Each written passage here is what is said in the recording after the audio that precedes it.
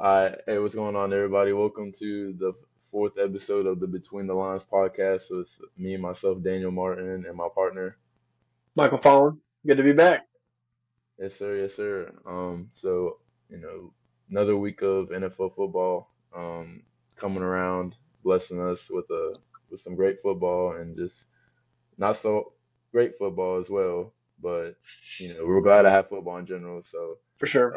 week four, and we have some games to talk about. A lot of interesting games that we, had our minds, um, locked in on, coming in, and we had, some interesting outcomes that played out. So first things first, let's just talk about what I thought was what I had in my upset of the week. Last week, I had the New York Giants beating the Los 3-0 Los Angeles Chargers, Good and call. Good call. I feel pretty good about this one because you know let's just give the Giants props. I mean, you're 0-3, you bench Russell Wilson, a guy who paying a lot of money for. Starting 0-3, Dable not sure if he's gonna, keep his job with the rate they were going. You turn to your, highly touted prospect in Jaxson Dart, first career NFL start, going against the Jesse Minter defense, which is no easy task.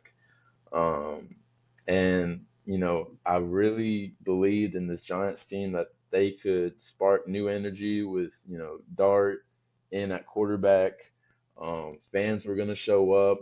It was packed. When I was watching the game, all the fans were really into it. Felt like a different energy. There was a lot of momentum surrounding New York yesterday. Every time Dart had the ball, every time Scadaboo had the ball, it was just great energy around that game for New York. With the Giants defeating LA 21-18. First off, I just want to say, uh, really props to Jackson Dart, man. Like he played a good game for what he was given. 13 for 20 passing, 111 yards. He wasn't asked to do a whole lot throwing the ball, which is, kind of expected with a rookie quarterback coming into his first game against this, tough defense, with guys all over the field. Um, and he also had 55 rushing yards, which is something that we also were expecting Brian Dable to use, utilize his legs, utilize his dual threat ability, something that he was very good at in college, and we saw that yesterday. Um, but yeah, I mean, you really couldn't ask for much more out of his performance overall. The only negative that I would take out of it was, not really. Some of them weren't really his fault, but New York did allow 5 sacks on the day, and that's just when you give up 5 sacks in your rookie debut. I mean, most of the time the quarterback will be set up to fail in that game, but not this game. As they prevailed and got the win. Uh, I thought New York played an overall well balanced game regarding of what happened uh, with an injury. We'll get into that here in a little bit, but shifting over to the Chargers side of things, Justin Herbert felt a little frozen, playing against this Giants defense. Pass rush was all up in his face all game. Didn't really feel comfortable throwing the ball. He had 2 interceptions, only thrown for 203 yards. And I think a big part of the reason why their throwing wasn't successful yesterday was, Lad McConkey wasn't really getting involved last game. Their first round draft pick last year. He only had 1 catch for 11 yards on 6 targets. He was pretty much a non-factor. Quentin Johnston was their leading receiver with, 8 catches, 98 yards, on over 10 targets. So really looking, towards him pretty much the entirety of the game for the most part. Um, and so I feel like, overall, this game really was, very fun to watch if you were a Giants fan, giving you some new, energy and something different that they weren't used to seeing with Russell Wilson at the helm maybe, but having this win under their belt, beating a team like LA, who's not a bad team at all in my opinion. I think they're gonna have a great season. But yeah, just really good all around. I mentioned an injury, earlier. Malik Neighbors tore his ACL. Just a really unfortunate injury. Just when things were going well with Jaxson Dart coming in, you give Malik Neighbors a guy like you give Jaxson Dart a weapon like Neighbors. That's something that most fans were gonna look forward to. Um, Hopefully have that 1-2 combo right there. But with Neighbors tearing his ACL, obviously that changes things and how New York plans to go about things. He tore it on a deep pass play. He jumps really high in the air for the ball. It's like if you, I didn't know if he was going to come down with it or not. It looked like it was very contested, but came down very hard, tore it out for the year. Really sucks to see to such a highly touted player like him, who was who was playing well with Dart before he got injured, but only finished the game with 2 catches and I think like around 30 receiving yards. But just sucks to see. And so I really felt, but besides that, I felt good about everything else about what the Giants were able to put up yesterday, and just really cool to see. And I'm gonna let you get your thoughts and opinions on what you thought about this game. Yeah, I'm with you on everything you said. The Giants, Dable, they're looking for new life. They look towards a young Jaxson Dart from Ole Miss, played under a very good coach, Lane Kiffin. A good offense, good mastermind. You start 0-3 on the season, that's tough. You're already down a game in the NFC East, losing to the Cowboys in a really good battle. Um, so you're looking for life. You're looking for a spark. You're looking for somebody who can bring you a little bit of hope to your fan base. Your fan base is, year after year for the past few years, they've seen a lot of doom and gloom in New York. So they're looking for anything that can just bring them hope, bring a spark, bring some energy, bring a little bit of fire, so say, to the locker room. And Jaxson Dart definitely did that yesterday. Like you said, 13 for 21, 111 and a touchdown, threw a pass to Theo Johnson for a touchdown. He also ran one in. He got the scoring started for the day. He was the first touchdown on the day. A little rush up the middle, quarterback draw. Um, you know, him and Scatterboo had a good game. Scatterboo 25 carries, 79 rushing yards, 90 total. No touchdowns, but he did convert a 2-point conversion. Um, Overall, a very good defensive game. Like you said, Jesse Minter, very good young defensive coordinator that Jim Harbaugh brought with him to LA. Very smart mind, very very good mind defensively. He kept the Giants under check. The Chargers still outgained the Giants by 88 yards on offense.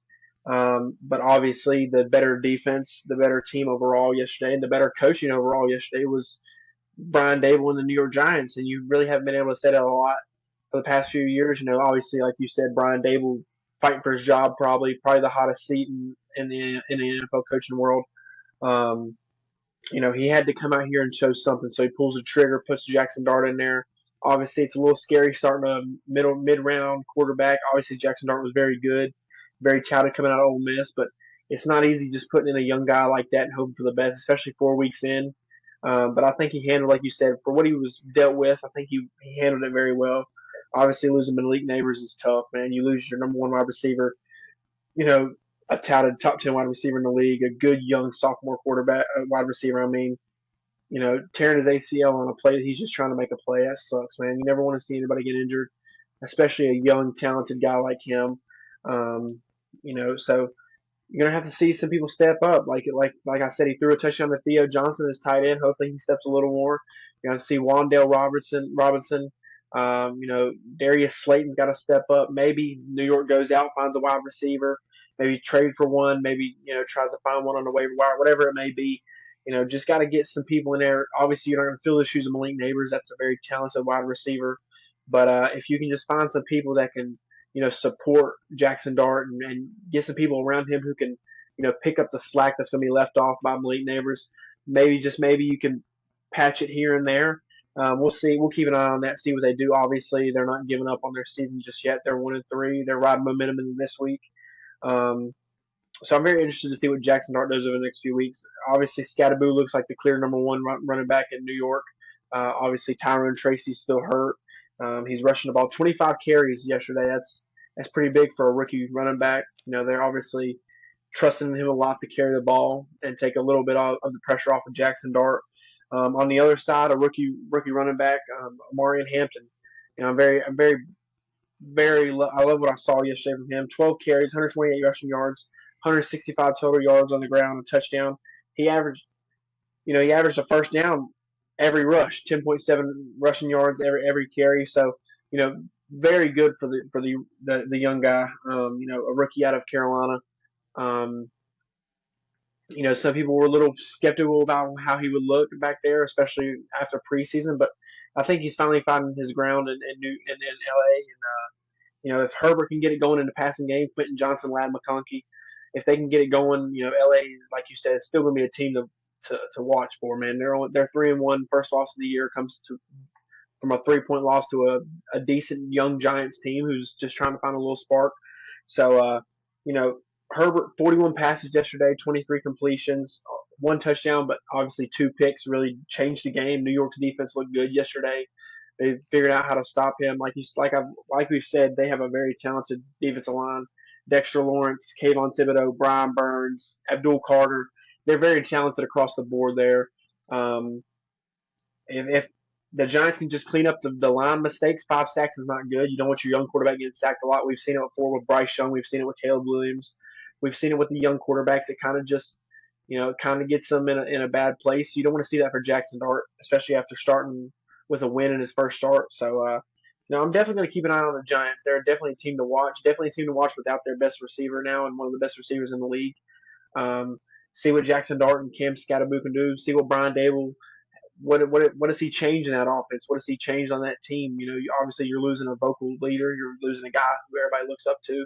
So, I'm very proud of Jaxson Dart and Cam Scatterboo, but they're both rookies. So somebody else has to step up. If it's a guy on defense, if it's a Dexter Lawrence, if it is a Brian Burns, if it's one of those guys, maybe even, a veteran quarterback who's already on the roster, if it is Russell Wilson, if it is Jameis Winston, just somebody who can step up and just be a vocal point and say, hey, look, I've faced adversity in this league. I know what it's like.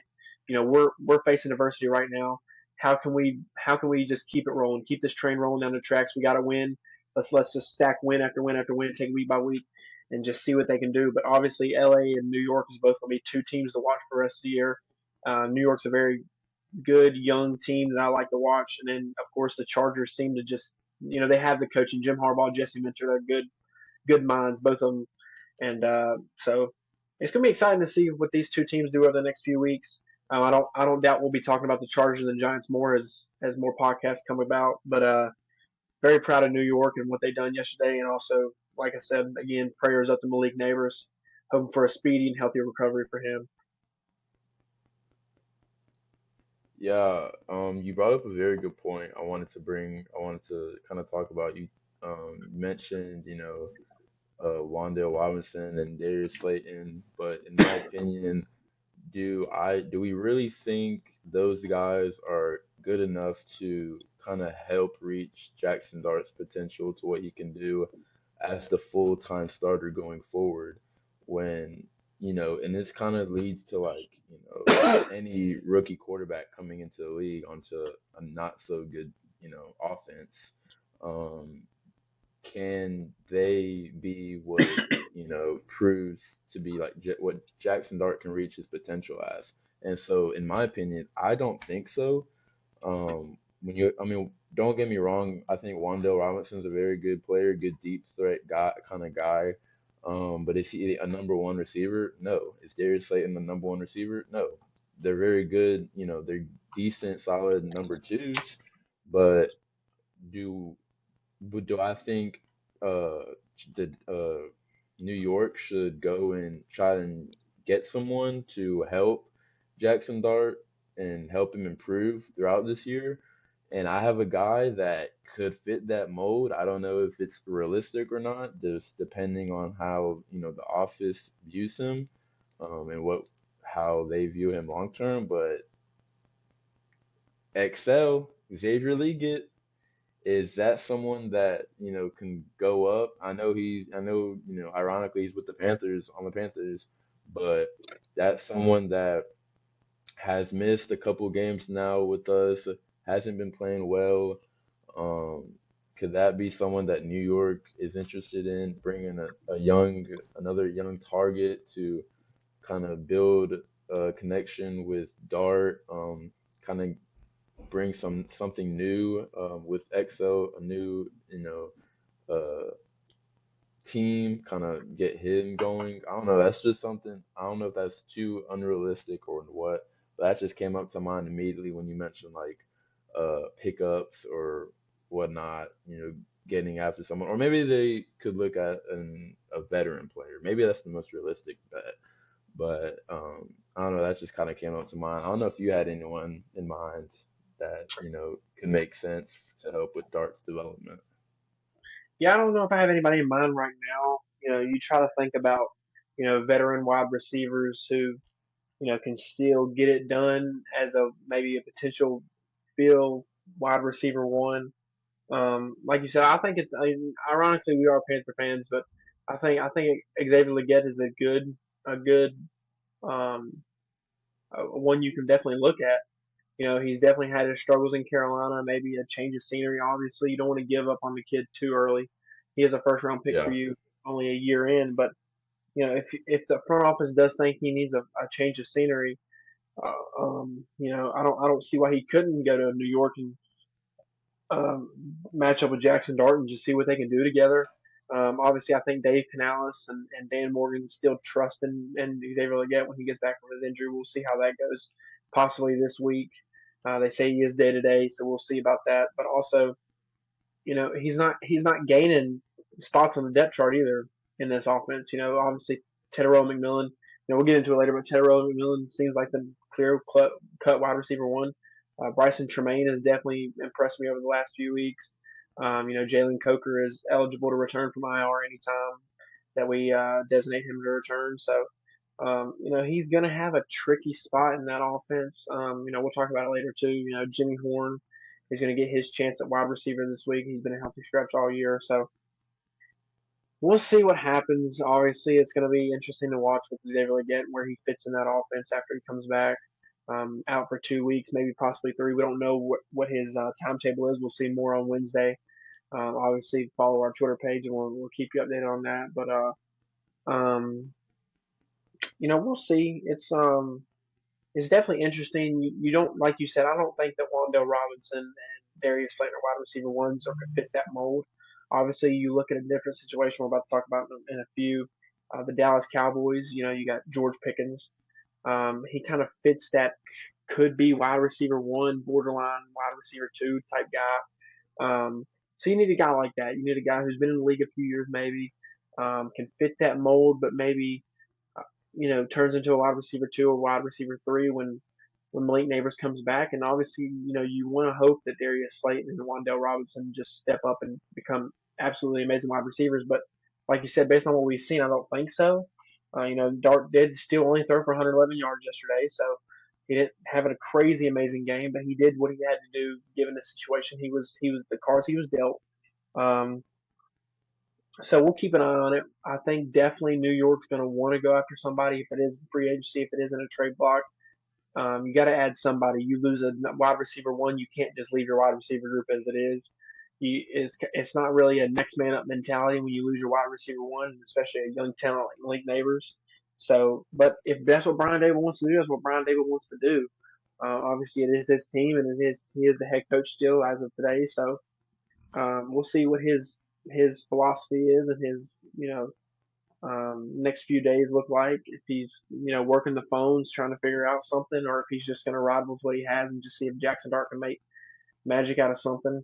It's definitely going to be something to keep an eye out for. Yeah.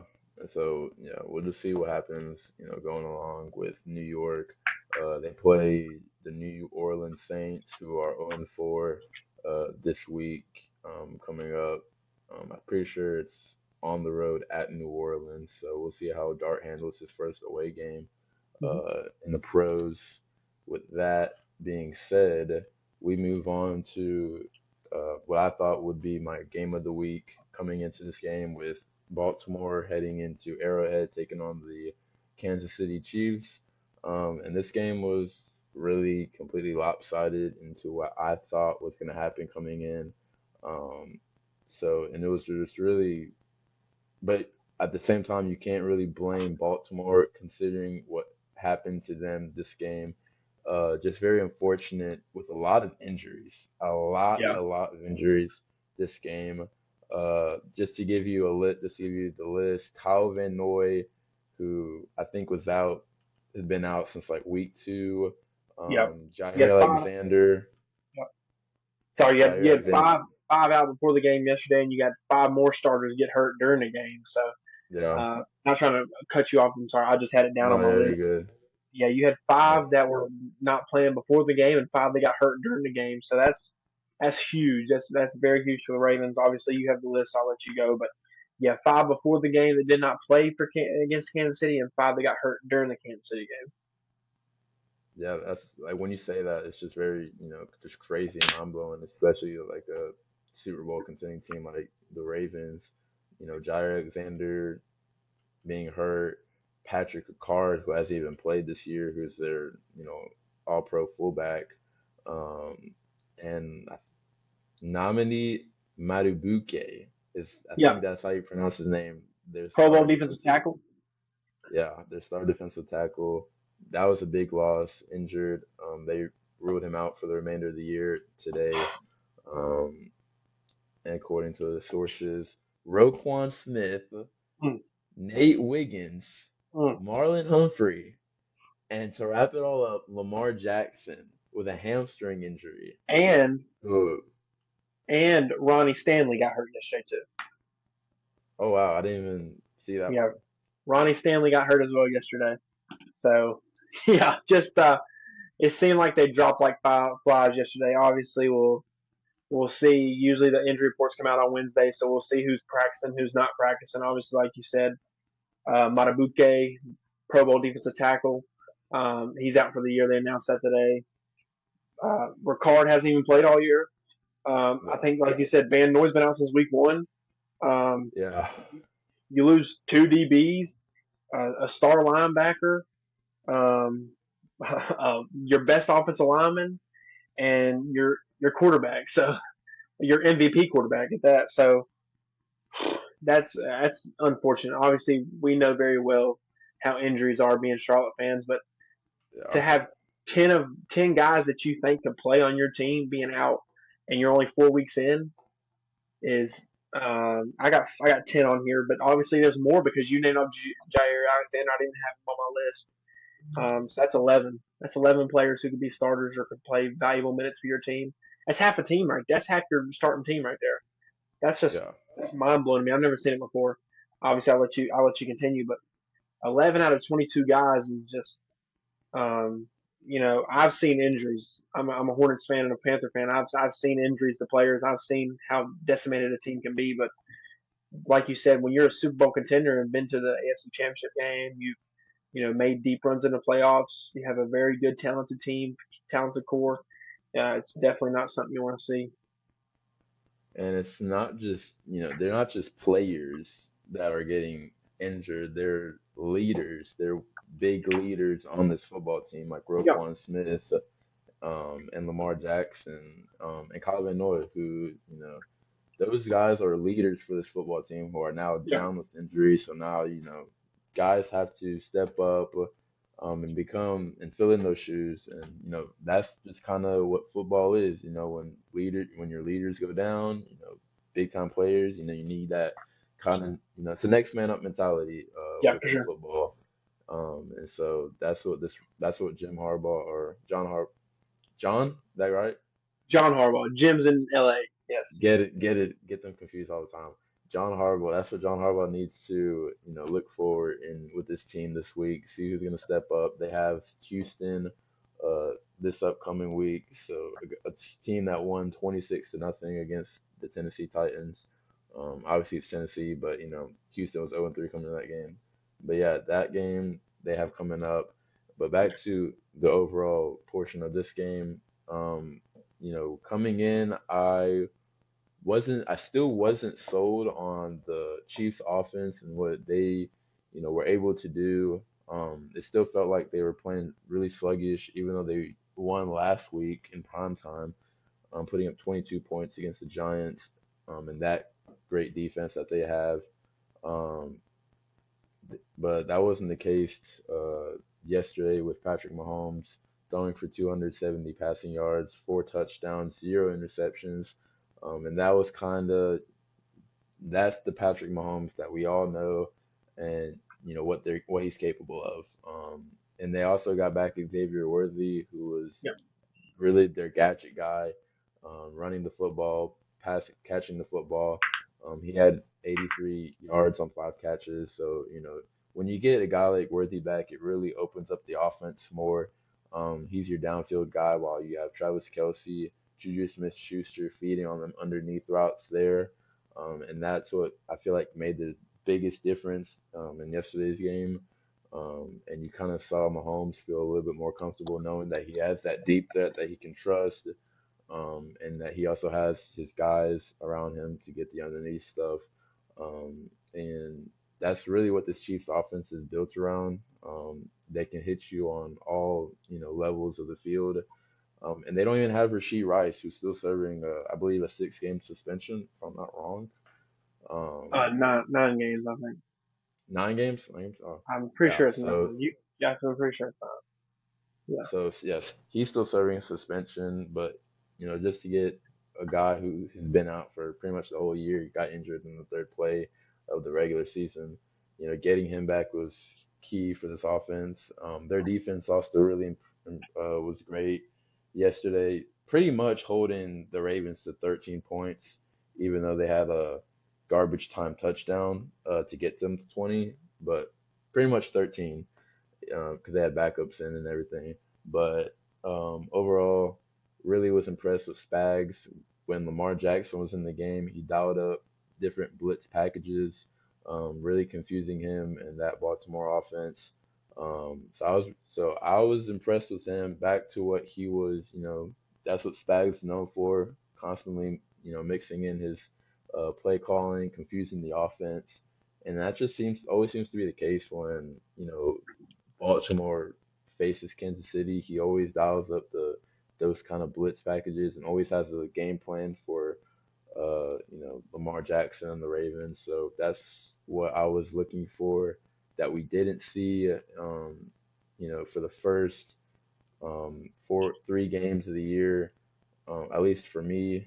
Um, Besides that Giants game last week, my fault.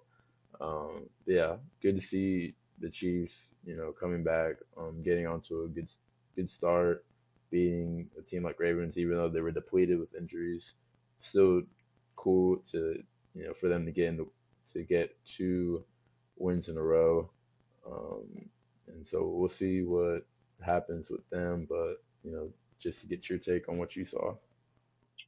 Yeah, like you said, um, injuries are the main focus for the Ravens right now. 11 guys, like we just named off. Um, Lamar, before going out with an injury, 14 for 20, 147, had a touchdown and an interception. Obviously, carries the ball a lot. 6 carries for 48 yards. In the end, Cooper Rush did get in, like you said, scored a touchdown in garbage time. Kind of, ended the game, just trying to, you know, keep the momentum going, or just trying to trying to take something in the next week you can be happy about. But the bright spot of the Ravens, my bright spot of the game was definitely Justice Hill. Only 3 carries on the ground, but 76 yards, 117 total yards through the air and on the ground. Had a rushing touchdown and a receiving touchdown for the Ravens. So he had 12 of their 20 points just by himself. Obviously with Derrick Henry and his fumble woes past few weeks. It's kind of good to see that you also have another running back in Justice Hill who can kind of get you in the rushing and pass game. Very, very, definitely wanted to point him out and give him a shout out. That was a great game from him. 76 yards on the ground, only 3 rushes. That's pretty impressive. 117 total yards, and you get a touchdown in the air and on the ground. So, um, Baltimore 360 total yards of offense. Obviously, the score doesn't show that, but 360 total yards. Some of those yards did come in garbage time when the Chiefs were blowing them out. But the key to the game is only 30% on third down. They were 3 for 10, 2 turnovers, um, and obviously Patrick Mahomes and the Chiefs just got back to their regular selves. Like you said, 25 for 37, 270 yards, 4 touchdowns, no interceptions. Xavier Worthy, um, like you said, only played 3 snaps before this. 5 receptions, 83 yards, 121 yards total. 16.6 yards per catch. When you have a gadget guy like that who can just really spark your offense, it's pretty awesome to see. Patrick Mahomes has definitely needed that the past few weeks. Obviously, Tyquan Thornton showed up for him. He's tried to find Travis Kelce, Isaiah Pacheco, Juju Smith, Hollywood Brown. Um, but it just hasn't seemed to come together like it did yesterday with Xavier Worthy in the lineup. He's definitely somebody he trusts very much. He's definitely somebody he just wants to get the ball in his hands and just let him go to work, let him make a play with the ball in his hands. So definitely, probably will see Xavier Worthy be a big key part of that offense in the next few weeks. Fantasy owners, if you're watching, definitely try to get Xavier Worthy on your team. I don't doubt that with Rashee Rice going to be out for the next few weeks still, and Worthy doing this in his first full game of the season. Um, Patrick just is going to just Mahomes is definitely going to just find somebody. He's going to try to find somebody who can help him out, help the offense out. They definitely had a slow start to the season, so you want to find that little spark. Xavier Worthy was definitely that spark yesterday. Um, but I'm very impressed. I'm gonna be honest. If this team can keep it up, if Spags can keep calling a defense like this, like we know he can, if Andy Reid and Patrick Mahomes can get that offense going, when Rashee Rice gets back, I think that's a very good young core to watch at wide receiver. Obviously Tyquan Thornton has showed up pretty well without Xavier Worthy in. Xavier Worthy, Rashee Rice, Tyquan Thornton. You're gonna have Travis Kelce, the veteran voice in there. Isaiah Pacheco in the backfield, Hollywood Brown still, Juju Smith. So you're definitely going to have depth at the wide receiver position. You're going to have a good young core. Definitely, Patrick Mahomes is taking that team to the Super Bowl. So, I never doubt Patrick Mahomes. Never, like we've always talked about, never doubt Patrick Mahomes. He's a very good quarterback. Probably one of the best, if not the best, we've seen in our generation. Obviously, Brady was a part of our generation a little bit, but if we're looking at the last 10 years, you know, Patrick Mahomes is definitely he's definitely up there if we're talking about top quarterbacks. Um, you know, it's just when you can come out and only throw 12 incompletions, 207 yards, 4 touchdowns, and no picks. That's just something you want to see out of your quarterback and your franchise player. Um, so definitely keep an eye on the Chiefs to keep it rolling next few weeks. Andy Reid and Spags seemed to finally figure it out yesterday. Finally get on the same wavelength, same coaching wavelength, and just both sides of the ball was rocking. So like you said, never count out Patrick Mahomes, never count out the Chiefs. They just seem to always find a way when it's needed the most, and they definitely did that yesterday. Yeah, and I also find it funny, starting the year 2-2, um, a lot of people, obviously kind of putting the Chiefs out after starting 0-2, now winning two straight games. There's not a whole lot of talk anymore about, refs helping them or anything Yeah, like that. Like I don't see any of that talk no, anymore. So I don't either. and I feel like it's gonna get scary, when they get Rasheed Rice back and they For really sure, start playing, big man for sure, football, for once they sure. get everybody healthy. And I feel, and I'm with you. Like this is my Super Bowl pick until proven otherwise. Like I Yeah, don't. They could start 0-5, and I still would believe that they would make the playoffs and have a yeah, like if they're in the playoffs. like they're the Yeah, favorites. So yeah, he um, definitely seems that team definitely, especially with him at the helm at quarterback, seem to always find some spark and some juice in the playoffs that just other teams can't find. Obviously, they met their match in Philadelphia in the Super Bowl last year, but they still got there. You know what I'm saying? Like yeah, everybody thought they were first round exits, and they cruise through the AFC and make it to the Super Bowl. So, like you said, until I see eliminated from playoff contention or they lose in the playoffs, I don't doubt Patrick Holmes and the Chiefs. That's for sure. yeah. And I also saw someone say, I can't remember where I saw it or where I heard it from, but it was everybody is the best quarterback until they play Patrick Mahomes. And that is the case when Lamar Jackson, I think I saw Lamar is like 1-6 against the Yep. Chiefs. Yep. Um, and Josh Allen obviously hasn't beaten Patrick Mahomes in the playoffs. Um, all these top quarterbacks have not been able to beat Mahomes, but they're phenomenal during the regular season. But I always tell people this: when it comes down to, they can have all the success they want in the regular season against Mahomes. All you can throw all that out the window when it comes to playoff time and when it really matters. And Mahomes is the top of them all. So until we're seeing otherwise, Mahomes is going to continue to stay atop of that float.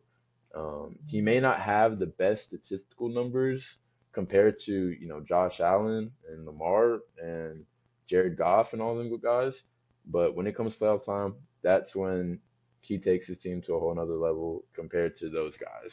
But yeah, week 5. I know it's still early, but we're slowly getting there, slowly picking up the pace. Um, Moving on towards our third game, Sunday Night Football. This was a game that we were talking about, or these were two teams that we were talking about heavily last week, um, especially the Cowboys, with the Packers coming into Dallas on Michael Parsons' return. And this game didn't disappoint. Well, maybe it did a little bit considering it ended in a tie, but yeah, 40-40 tie. First of all, let's just get rid of ties. Why are ties still a thing? Yeah, I agree. Let's go to the college football rules, please. Please Yeah, go to college football rules. Start from the 25-yard line. I don't care if we just do 2 point conversions until somebody fails. I don't care. Just please. I hate seeing teams with three numbers in their record. There's no reason for it. There's no reason for a tie in the NFL. If you can't time the playoffs, why can't you time the regular season? You change the exactly. overtime rules for the playoffs. Why don't we change it for the regular season? So, fans have said it for years. Let's get rid of ties. Let's go to the college football rules. And I'll keep saying it till the end of time as a football fan. Ties in the NFL is the most stupidest thing I've ever seen. It's ridiculous. I don't like it. It's stupid. There's no reason that we should end in a tie. There should always be a winner in every sporting event. There's no reason a sporting event should ever end in a tie. NBA games don't end in ties. College football games don't end in ties. High school football games don't end in ties. Hockey games don't end in ties. Only other sport that ends in ties is soccer games, and I don't think they should either. But I don't really watch soccer, so I don't really care. Yeah, But if we're talking about football, there's no reason that football should end in a tie. I don't see how that's even possible. So I don't know. Fans will probably say it for the next 30 years, and my grandkids will probably be saying it, but I don't think it'll yeah, ever change. But it's never discussed. It's never talked about. So I guess we'll just have to deal with it until then. Obviously, it's the first time in 3 years, but that still doesn't fix nothing. It still doesn't change anything. Still ties a tie. There could be another one in the next 4 weeks added on to this. So um, yeah. you don't want to see a good, and especially you don't want to like if the game was like 3-3, and then in the tie it's like whatever. It was a bummer game, Like stupid game. It they probably deserve to tie. yeah, but these teams put up 80 points combined. These teams Yeah, scored 80 points combined. There's no reason that game's ended in a tie. That's a game that somebody wants to see a winner. And the Cowboys almost had a tie a few weeks ago when they were playing when they're playing the Giants. They had to have a game-winning field goal in overtime to win that one, and not end in a tie too. So, um, yeah, I don't like seeing ties. Ties is stupid. I think it's the most stupid rule ever. We were talking about today, a high school football coach, so the coaching staff was talking about that today. There's just no reason a good game like that should end in a tie. Any game should never end in a tie. I mean, I guess you can make a validation point for a 3-3 game because that's just boring and nobody's gonna watch. But a 40-40 game that's just high scoring and just electric on Sunday Night Football should never end in a tie. That's for sure. But imagine being the people that paid money to go there. Uh, Dude, imagine paying money to go to a game and it ends in a tie. Like you can't. Neither team can talk crap to the other one on the way out. It's like you're shaking Yeah, hands with each other on the way out. What are you gonna say? You scored the same amount of points as us, and at the end of this thing, we both scored the same amount of points, and nobody won. So that's never it's fun, man. just Especially in a revenge game like Micah Parsons' revenge game. Like yeah. a tie. That's like. And did you see the reporter that asked Jerry Jones that stupid question? Dude, I don't know if we should bring it up. Did you see that? I haven't. What is it? Some reporter asked Jerry Jones. He was like in and in a tie is like kissing your sister, ain't it? No, that was the fan that said that to Dak Prescott in the tunnel, Yeah, then and somebody then Dak repeated it to Jerry Jones. Somebody really, repeated it to Jerry Jones. Jerry Jones said, "I don't know. I've never kissed my sister." I was like, yeah, dude, who asked that question to an owner, man? Who says that? That's like, I don't know. I just thought that was funny. I wanted to bring that up, like, because you know how Jerry Jones can be. Jerry Jones is just like, oh, I mean, all businessman. Well, we gotta win. You know what I'm saying? He's all that, but like, yeah. he was like, oh, I don't know. I've never kissed my sister, so I don't know. It's kind of funny, just a lighthearted moment. I think it was probably the most funniest thing Jerry Jones ever said because he says some ridiculous stuff. Um, but I guess it was a kind-hearted moment. He kind of took a jab at Michael Parsons. He said, well, he didn't win. So he kind of took a jab at him, but it kind of just kept it cordial as possible. Michael Parsons was very professional. Went around, hugged all his old teammates. Told Dak he loved him. Told his guys to stay healthy, and he loved them. So it doesn't seem to be any bad blood between Michael Parsons and the Cowboys player wise. Obviously, there's some tensions probably still in the ownership and front office, but um, yeah, you just don't want to see this game end in a tie, especially when the teams almost put up 1,000 yards combined together. That's even crazier about it, because they almost put up Yeah. 1,000 yards on offense combined. So only one turnover all game. There was no defense to be found in that game. I don't know. There's no defense at all. Matt Eberflus might be a worse defense coordinator than Ejiro Evero. Obviously, we'll get that next time, but Matt Eberflus is a garbage defensive coordinator. He was not a good coach in Chicago. Head coach, obviously, he failed there, and he just seems to get worse and worse every week in Dallas. It just seems to just get. I mean, like our goal was to stop the run, trading Micah Parsons, and you're letting up 489 total yards of offense. So a lot of questions have to be answered in Dallas. Obviously, the offense looked good yesterday. Dak Prescott looked very impressive. George Pickens looked even more impressive. Dak was 31 for 40, 319 and three touchdowns. Jordan Love, 31 for 43, 337 and three touchdowns. Josh Jacobs, 157 total yards on offense, two rushing touchdowns. George Pickens, I talked about this last week on the topic of Dallas. I said, can George Pickens and Jake Ferguson pick up the slack with the absence of CeeDee Lamb? And George Pickens definitely did that yesterday. 8 receptions, 134 yards, two touchdowns. Last touchdown coming under a minute left in regulation. Took the lead. Obviously, Dallas drove down. Brandon Aubrey got a game time field goal went in overtime. But 8 receptions, 134 yards, two touchdowns. George Pickens looked like you know Steelers George Pickens at some points last year as a wide receiver one. Very proud of him. He kind of kept his composure to this game. He knew what was needed of him. Maybe Brian Schottenheimer sat him down this week. Maybe Jerry Jones sat him down this week. I don't know, but he obviously came in with the vengeance. He came in ready to go. He came ready to work. He had a very impressive catch down the sidelines. There was a clip. CeeDee Lamb was like, "Oh, they're pressed up on him. They're pressed up on him." And he was like holding on to a coach or whatever and watching the play. And George Pickens makes an incredible catch on the sidelines right before the pylon over two defenders. So, um, very proud of him. Jake Ferguson, 7 receptions, 40 yards, a touchdown for him at tight end. But the young guns in Green Bay, the young wide receivers shined last night. Romeo Dobbs, 6 receptions, 58 yards, 3 touchdowns for him. Very impressive night. The rookie Matthew Golden out of Texas, 5 receptions for 58 yards. Um, and it was a kicker duel last night. The kickers really showed out. Brandon Aubrey and Brandon McManus. The Brandons went at it last night. Brandon versus Brandon. Yeah. McManus obviously uh, I mean, Brandon Aubrey didn't kick a field goal to go to overtime. Brandon McManus kicked a field goal to go to overtime. 53 yards out to go to overtime, and then of course both of them had a field goal in overtime to keep the game at bay. Ended in a 40-40 tie. Um, I was very impressed. Like I said, I brought it up last week. There was two things that needed to happen for the Cowboys, and it was both on both sides of the ball. Matt Eberflus has to get better. His defense has to get better, no doubt, and it didn't get better. It just seems like it's the same or worse. And then, of course, who can step up without CeeDee Lamb? I pointed out two guys, George Pickens and Jake Ferguson, um, both their number one tight end, and of course a wide receiver too with CeeDee Lamb in there. Again, 170 yards total for both of them through the air, 3 touchdowns combined. So they both definitely showed up. Very impressed with Dak Prescott, 31 for 40, 319 and 3 touchdowns. First tie since 2022.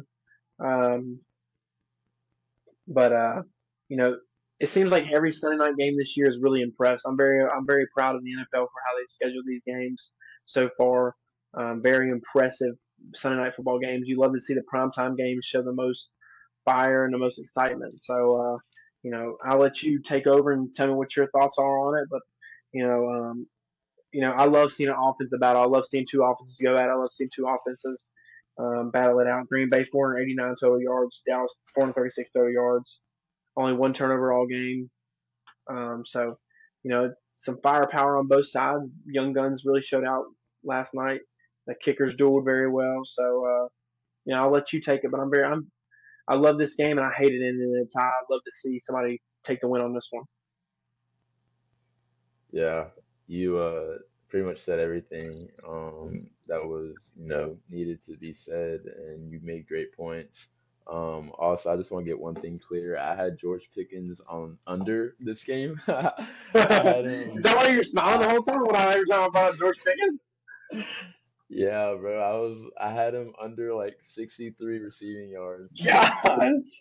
Um, He so got I twice was, that. yeah, not, but I did have Jake Ferguson over 6 catches. I did get that one, but John. uh, it was parlay was ruined once Pickens had that huge his first huge gain of the game. Yeah, I know. I It, know. I just know them hands went in the face like this. bro, 'cause He's done, bro. I was like, you know, Green Bay. I had confidence in Green Bay secondary to try to limit George Pickens' deep threat ability, but I guess that wasn't the case. This one. But he did play great. I will give him that. Oh, for Not sure, a for sure. Not a Pickens hater. Just had my doubts coming in. He did prove me wrong. I'll take it. He did have 11 targets, so Dak was trying to feed him the ball this game, Yeah, which he did. He sure. came up with 8 catches out of those 11 targets. But also another thing I want to say, like, how are we like going after to ban the tush push, but we're not going after to make ties like not a thing anymore. Yeah, Like I think our focus is in the wrong place. I think there's some exactly. rules. There's a lot of rules that need to be changed. Obviously overtime is definitely on the top of my list. And we need to be able to review pass interferences and stuff like that because some of these pass interferences and holdings or whatever are just diabolical and should definitely be reviewed and checked because I think refs just get a little too happy about a little bit of contact here and there and just throw flags. I don't really care about the tush push, to be honest with you. If you can use Yeah. it and you know how to utilize it well, like the Philadelphia Eagles do, go ahead and use it. I don't really care. Obviously, we can't use it. Brad Isaac already said we can't use it. We have a 5'10", 190 quarterback. He's not going to do it. But if you have the personnel to do it, why not do it? I mean, if it can't be stopped, I mean, what's the problem with you only have 4 people in the backfield, which they do. They line up seven on the line, and they just have a good push. I mean, you got to be able to just figure out a way. There's a way to stop it. I don't know how to stop it. Obviously, I'm not a defensive guy. I have not reviewed it. I've not, tested out how to stop it. But there's obviously a way to stop the tush push. But somebody will figure out eventually. But until then, the Eagles are going to keep doing it, and rightfully so. It's not banned; it's legal. But I think that is the least of our worries that we should be worrying about. We shouldn't be worrying about the tush push. There's other things like the overtime rule that should be number one priority. Every owner's meeting every offseason. Yeah. So Goodell needs to get his stuff straight with that. Yeah, yeah, Roger Goodell. Um, If you're watching, change the overtime rule. You bum. yeah. Um, but also, and I also had Michael Parsons to get a sack, which he did, He but did. it No, no, no. wasn't. That was not a That's sack, not a bro. sack. Yeah. Yeah, Yeah. like Dak said in his post game press conference, they just did it for the reporters. They counted the sack Exactly. for the reporters, so everybody had a little tagline. Ooh, Micah Parsons returns to Dallas, gets a sack. Ooh, whoop de doo, nice. It was a 0 yard rush. He didn't gain no Uh, yards. He didn't lose no yards. It's not a sack. But hey, parlay people were just eating it up last night, and yeah. some people won parlay slips because of Yeah. And I only had like $1.50 down for like it. $40. So Hey, but yeah, it wasn't. those are the ones you be sweating the most, bro. The $1.50 for 40 ones are the ones you be sweating the I most. know, bro. It was crazy. And like Michael Parsons didn't even have that good of a game. Like he No, was very one tackle. non-existent. He I had think like yeah, a tackle, maybe three, one tackle. yeah, a tackle, three quarterback pressures, and that sack on Yeah, the game. he hasn't. And because To be honest, like if we're being honest, like just as sports fans, like not hating on Michael Parsons. He's a dang good athlete. He's a dang good defensive player, but he's been non-existent all 4 weeks. I have not seen yeah, a I've not seen a Dallas Cowboys Michael Parsons game in Green Bay yet. So obviously, we're gonna keep watching it. I mean, people can say what they want to say. I'm obviously going to be realistic. I know you're going to be realistic. No doubt, I'm not hating on, like I said, I'm not hating on Michael Parsons. He's a very good defense player. There's no doubt about it.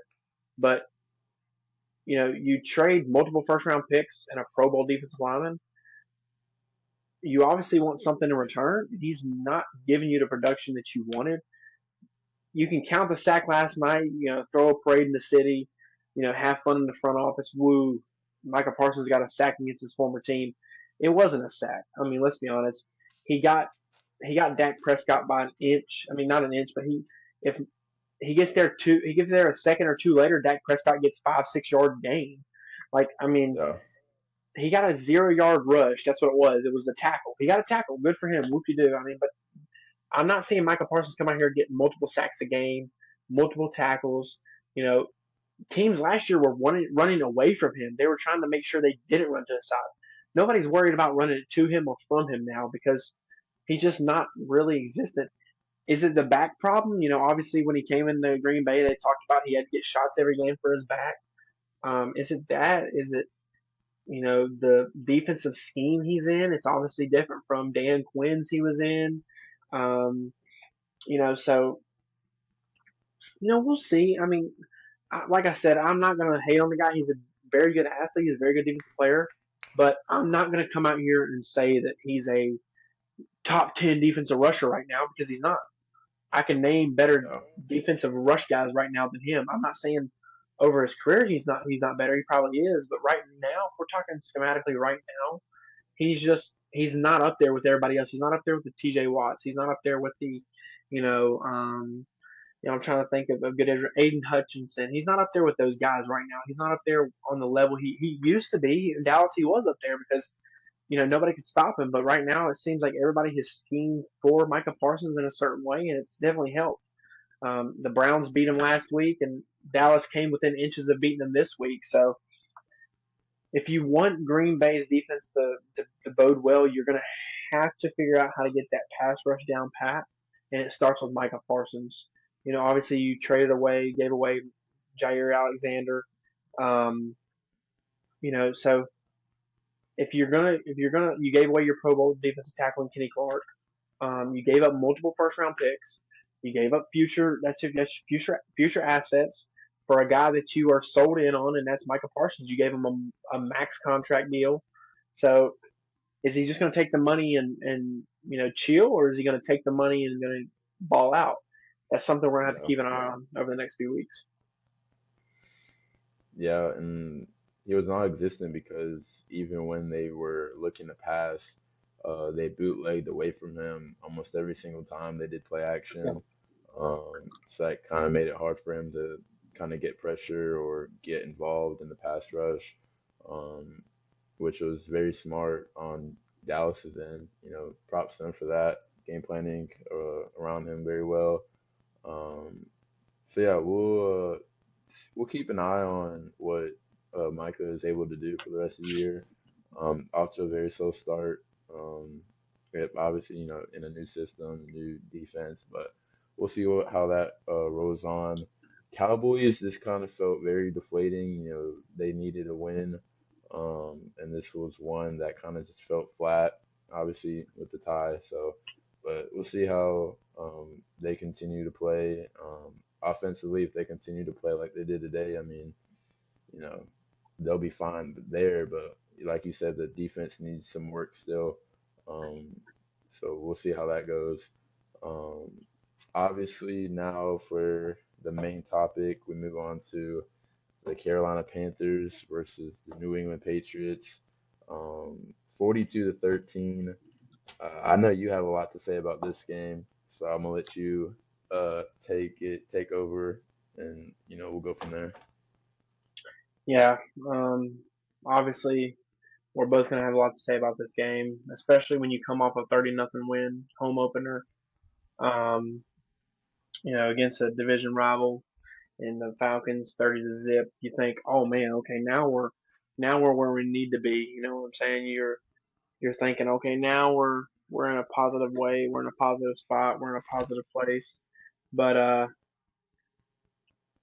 don't know, man. It's just um, I don't know where we go from here. I mean, what's our identity is what I'm trying to figure out. What's our identity on the offensive side of the ball? What's our identity on the defensive side of the ball? Obviously, Dave Canales asks it every week. They ask it every week. What's your identity? He said, well, we got to review it. We got to look it over. I'm not trying to hear the same stuff that Matt Rule preached. I'm looking for you to Yeah, fix things. I'm looking for ways Bryce Young can get better. I'm looking for ways our offensive line can get better. How can Chuba Hubbard get back to what he did last year? How can our defense stop giving up 30, 40 points a game? I mean, it's just there's no reason that we're not in games at all. Bryce, outside of the first drop, not a very good game for him. He did okay, I guess you could say. 18 for 30, 150 yards and a touchdown. Obviously, a touchdown come on the opening drive. Tommy Tremble. Both tight ends were the points on the board for us this week. Bryce threw the Tommy Tremble, and then Andy in late game threw to Mitchell Evans. The rookie gets his first touchdown, so shout out to Mitchell Evans. Uh, Proud of him. The tight end out of Notre Dame. But the key the player of the game is Drake May. There's no doubt. Drake May just was clicking on all cylinders. Only threw three incompletions. Three incompletions. He was 14 for 17, 203 yards, two touchdowns in the air, and of course scored one on the ground and hit the Cam Newton Superman celebration. Um, our O line struggled a lot yesterday. Chuba yeah, Hubbard, 10 carries, 49 yards, no touchdowns. That's just not the Chuba Hubbard I'm used to seeing. It's not the Chuba train that I'm used to watching every week. Obviously people are like, "Oh, Carolina outgained." We had 11 more minutes on with the ball, time of possession, 11 more minutes time of possession. We out totaled them in yards, 326 or 307.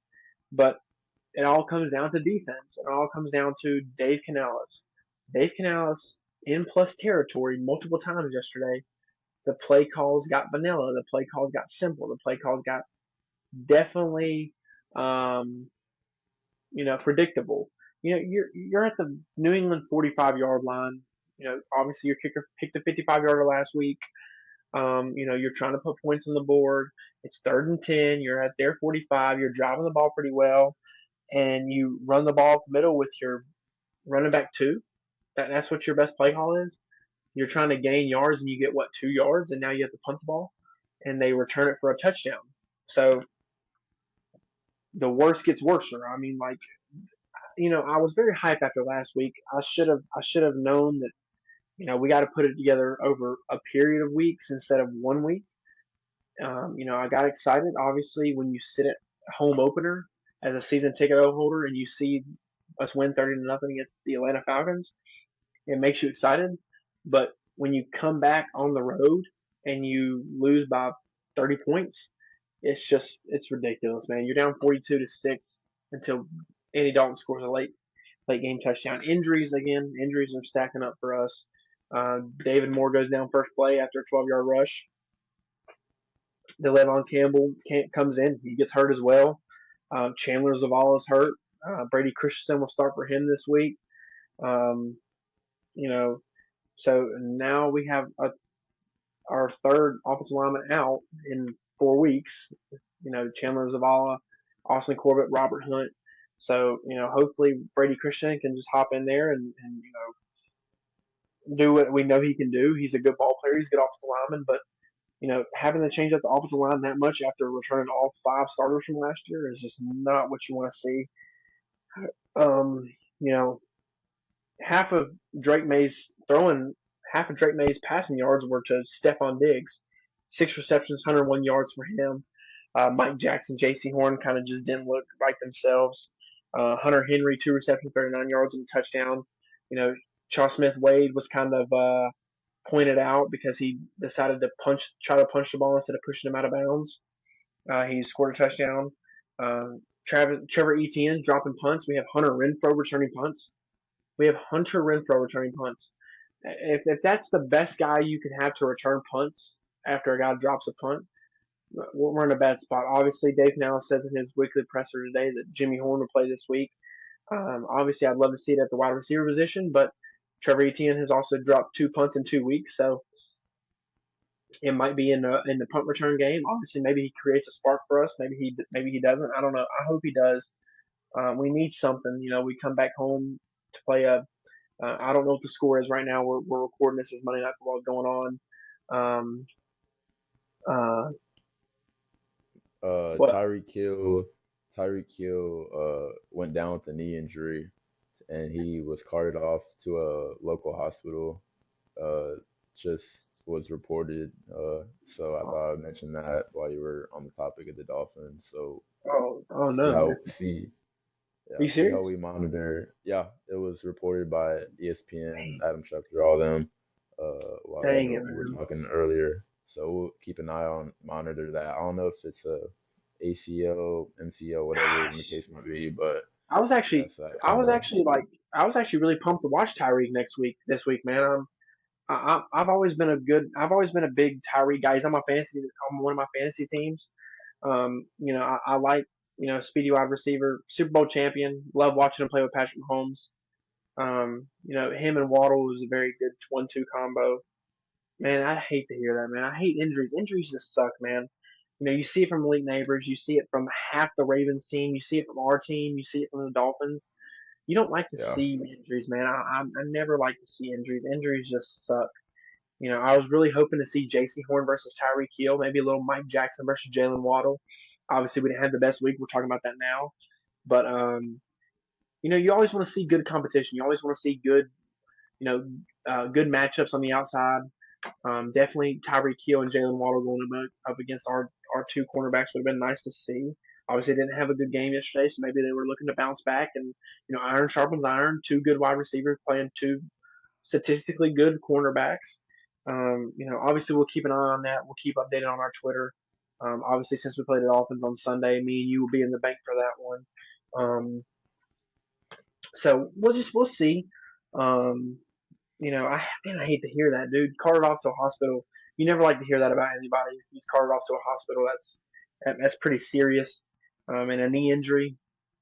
Knee injuries can be long term, man. That's just man, I hate to hear that. But back to the Panthers. Prayers up to Tyreek Hill. I'll say that right now. Prayers up to him. Hope it's nothing serious. Hope it's something just minor and their precautionary trip to the hospital. But you know, talking about the Panthers and talking about New England, we go on the road and we lose by 30. And I look at the stat. Bryce Young is 1-15 on the road. 1-15 on the road. That's crazy. I looked it up. He has the worst road record for a guy under 25, I think, under 25 or 30 in his first few years in the league, minimum 10 starts.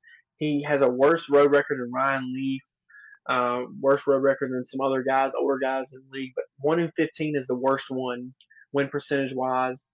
One win, I think, is the one last year in Atlanta on the road, final game.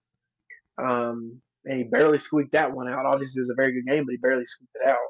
1-15 on the road is pitiful. If Bryce Young is your future, which I want him to be, I mean, like I've said, I've never gave up on Bryce Young. Never have I given up on Bryce Young. I'm not giving up on him now, but like somebody said, one's got to go. Okay, is it Bryce Young doesn't trust Dave Canales, or Dave Canales doesn't trust Bryce Young? Obviously, when you're in plus territory, 3rd and 10, you're running the ball up the middle multiple times. Do you trust Bryce Young? Is the question. Do you trust your quarterback? Do you trust the guys that he has around him? And that's something that has to be answered. You cannot keep he keeps dodging the questions every week. He keeps saying we'll look back at everything, we'll look at how everything has to be, we have to get better. We're taking these first 4 weeks as a snapshot for the rest of the year. I don't want to hear that. I've heard it for the last 7 years. I've heard it Ron Rivera's past last few years. I heard it Matt Rule. I heard it Frank Reich. I heard it with now you Dave Canales. I'm tired of hearing our head coach stand behind the podium in Charlotte, North Carolina, and say, "Oh, we got to look back on the film. We got to look back at this. We got to look back at that." You can't keep saying that. You're not winning games. So obviously somebody has to be held accountable, or you have to be held accountable. You know, as much as we and like I said, I posted on Twitter this morning on our page. Fans are going to have something to say about a player or a coach. That's fine. You're going to have something to say about David Tepper. That's fine. But when can we really keep blaming it on David Tepper? Can at this point can we still keep blaming it on David Tepper? Is it really his fault at this point? Like that's the answer I want. That's the question I want to answer. Is it really his fault? The guy takes a step back like you won't, and it hasn't gotten any better. We haven't heard his name in months. We haven't heard his name in a while. So obviously he's not putting his hands in the cookie jar like he usually has.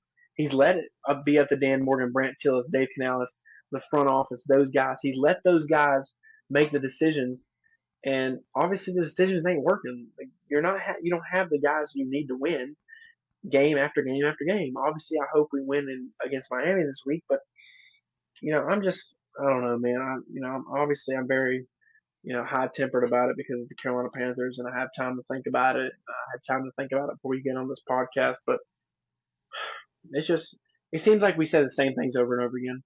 It seems like us as fans say the same things over and over again, and it gets kind of tiring. It gets kind of worn out. It's like a broken record, man. You're just kind of saying the same stuff over and over again, and nothing gets changed. Like, how many times does fans have to be outraged? Do we have to show up in brown paper bags or trash bags like the Yeah. Browns do? I mean, do we have to do that to make everybody in an organization understand? Hey, us fans are pissed. Us fans are tired of this. I mean, I spend money every year to be a season ticket holder. I love doing it because I'm a Panther fan. I spend money on gear. I spend money on everything possible. But I'm just tired of seeing this week in and week out. There's no reason we lose to the Patriots by 30 points. 30 points. You just won by 30 points and now you lost by 30 points. So what do you do this week against Miami? What's your game plan? Well, everybody asked Dave Canales in his presser this today, and he doesn't really give us any definitive answer. It's nothing getting changed, and that's what I want to see. I want to see change. I want to see a difference of energy, a difference of mentality. We always talk about keep pounding, keep fighting, keep going, but we're not doing it. We're not living up to what we preach. We're not practicing what we're preaching. So, I'll let you go. I'm not going to keep going, but it's ridiculous, man. I'm tired of watching this week in and week out. I'm tired of keeping up with it and seeing this all the time. Obviously, I love my boys. I'm loyal to the end. And I'll keep watching them every week. They could go 0-17, and I'll watch every single minute of it and cheer for them for you know, every positive thing they do and yell at them for every negative thing they do. But, I definitely want to see some change in Carolina, that's for sure. Yeah, valid crash out. Valid crash out. You like you said on Twitter, just kind of what you said. But going back to the game, I was very frustrated going forward after the first drive. And that was really the only positive we can take away from this game was just, back-to-back games with an open and drive touchdown. Uh, you know, that's mm, that's really the only good thing that we can take away from this game. But you mentioned Chuba Hubbard and how he kind of needs. That's not the Chuba Hubbard that we're used to seeing. Yeah, and it's also, not easy to run the ball when you are down, you know, this amount of points that we were down Yeah, yesterday. true. He You're only right. had 10, he only had 10 carries, um, barely scratched 50 yards.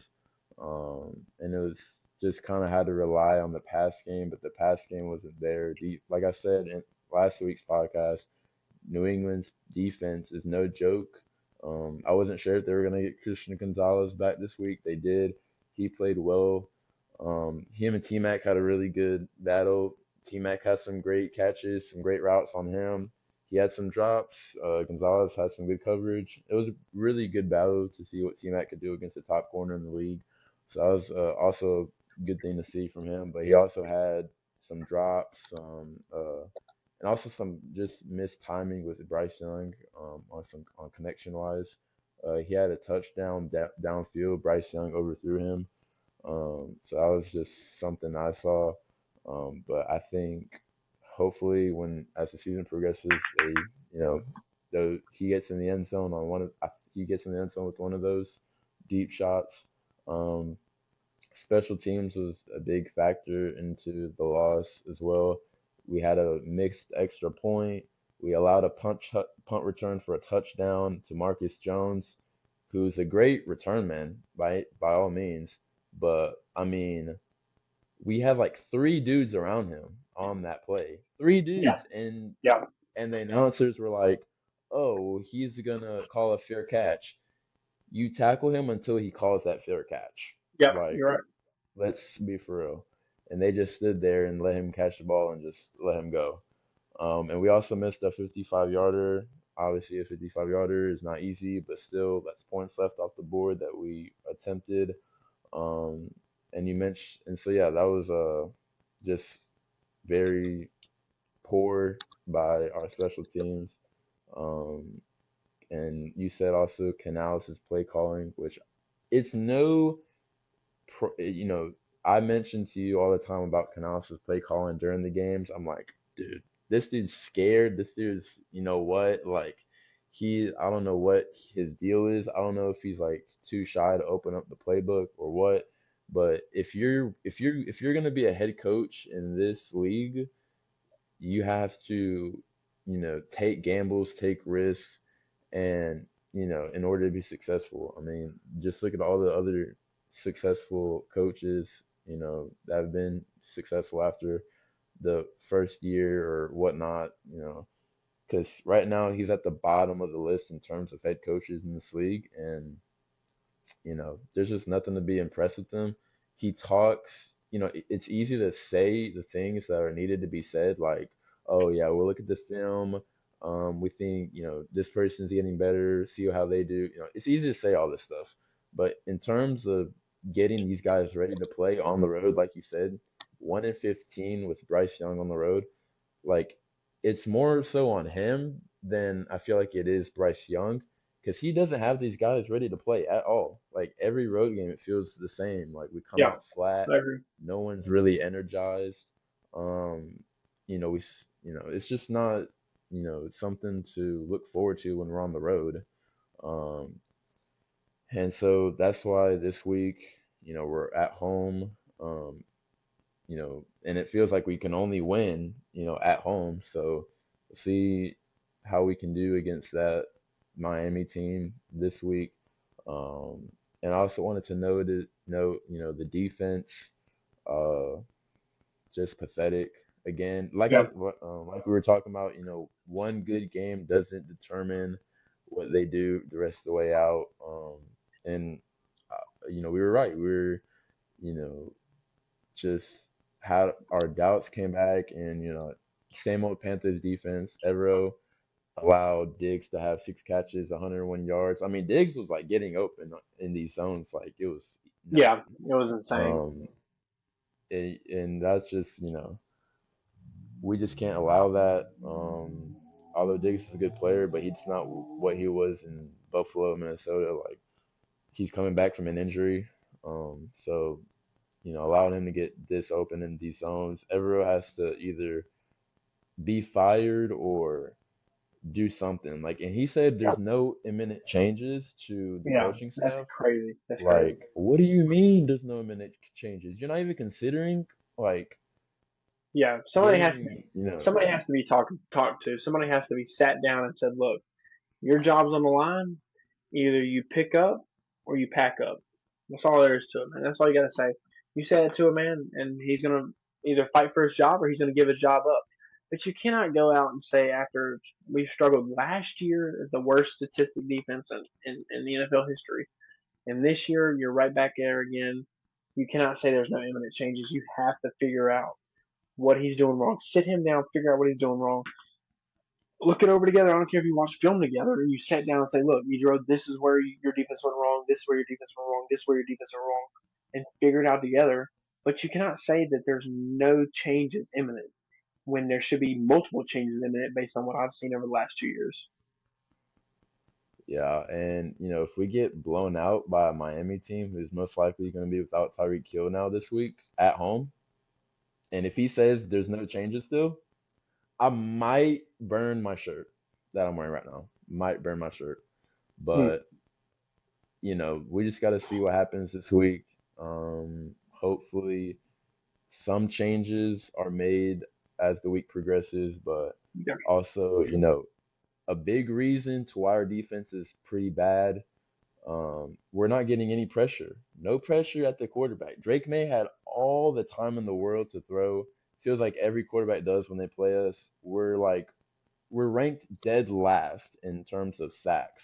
Only Yeah. two on the year. Um, when you get no pressure on the quarterback, it's just frustrating because like they're just sitting there, torching your defense apart. Yeah. Um, and we have no rushers. I think Princely is and someone else like the only guys with sacks on the team. Turk Wharton. Um, Turk Wharton, yeah. Yeah, he got one Um, yesterday. yeah, so just 2 sacks through 4 games, unacceptable. If you want to be taken seriously on defense, because every O lineman is just gonna, you know, not take that D line seriously. So that's just something that we have to fix ASAP. Mm-hmm. Um, but yeah, obviously they're just the usual stuff that we've been talking about since the beginning of the year for the past multiple years. Have came back to bite us in this game, and it sucks even worse that uh, Atlanta like beat the Commanders pretty good yesterday. Yeah. I don't know if it was just a bad game against us. They were just not ready to play, or if ours was just well, I don't want to say it's a fluke because you don't just shut out someone 30-0 in the National Football League, but it was. We also just have to show consistency. Like Yeah. Got to show there's consistency. no, there's no consistency with this team at all. We win one game and all of the Panthers fan base is like, "Oh, we're back. We're gonna make a run now. We're gonna go on this winning streak." Like, and I'm a part of that. I take no shame in saying that, but Yeah, me too. Me too. it just we feel like idiots when we get blown out Yeah. in games like these. Like me and you were saying, like these are winnable games, like on these schedules, Yeah. and then come Sunday, uh, they they're playing like the 2015 Patriots over here, and we're playing like just just the regular Panthers, not being able to ready to play. So Yeah. I don't know, man. We'll see what Canales and this coaching staff does, this week against Miami. See how we game plan them. Another left-handed Definitely. quarterback. Definitely will keep everybody updated. Um, Also check out our Twitter for any updates. It's at BTL with DM. So Go follow us. Go check us out. We keep updated throughout games, throughout the week, injury reports, any news that comes about, any of our hot takes or any of our personal takes. So go follow us. Check us out. You won't be disappointed. That's for sure. Yeah. So, and we'll look to give out our game predictions sometime this week. Yeah. We didn't do it today because, two Monday night football games tonight. Check us out But on Twitter. We'll drop it on Twitter. yeah, we'll do that. But, that's all we have for this week's podcast. Um, at Miami this upcoming week. So stay tuned for next Monday, episode 5 of the podcast. And we'll see y'all next week. See y'all.